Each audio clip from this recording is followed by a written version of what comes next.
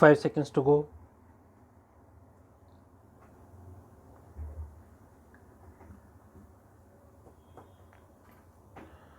Start. Learned counsel for the appellants argued his case and submissions were made by him.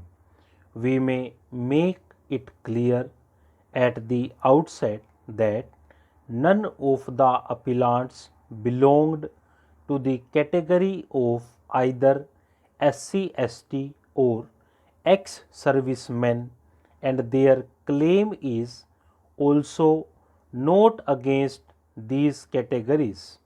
Hence, we consider it unnecessary to consider the validity of selection of the candidates made in these two categories. In other words, we confine our consideration to the validity of selection of the candidates made in the general category.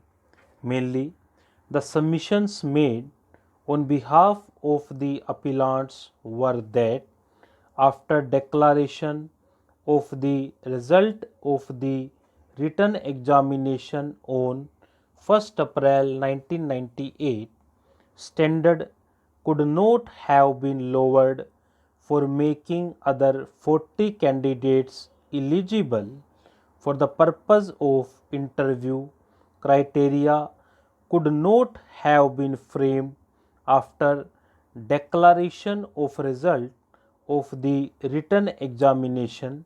Maximum 21 candidates could have been called for interview in the ratio of 1:3 in the general category on the basis of the merit of the written examination, whereas out of 78 candidates whose result was declared on 1st April 1998, more than 60 candidates from the general category, learned additional solicitor general and learned senior counsel for the respondents at the outset submitted that they have preliminary objection for the very entertaining of these appeals, and considering the contentions advanced on behalf of the appellants' own merits, having regard to their conduct. According to them, the appellants made deliberate misrepresentation with regard to the allocation of marks, stating that 150 marks were for the written test and 100 marks for interview. Further, malafidis were attributed to authorities on the basis of the relation and political influence which they gave it up before the High Court, but again reiterated in the SLP. According to the learned counsel, these two grounds are good enough to dismiss the appeals by revoking leave granted without examining them on merits.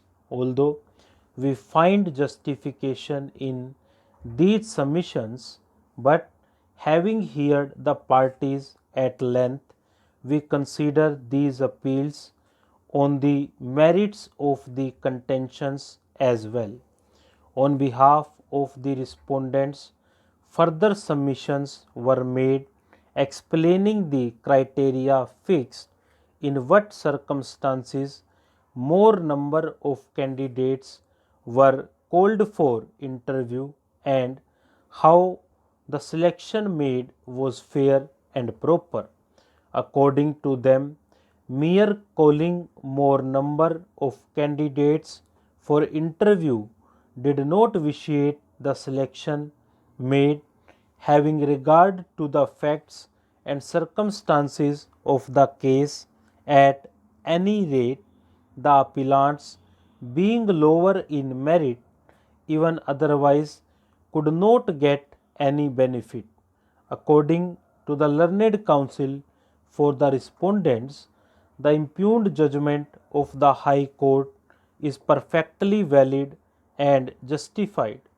They also submitted that pursuant to the election made, the selected non-official respondents have been continuing in service since May 1998, that is, they are continuing in service for about 5 years by now, and as such, these are not the fit cases for exercise of jurisdiction under Article 136 of the Constitution of India to interfere with the impugned judgment and order. Stop.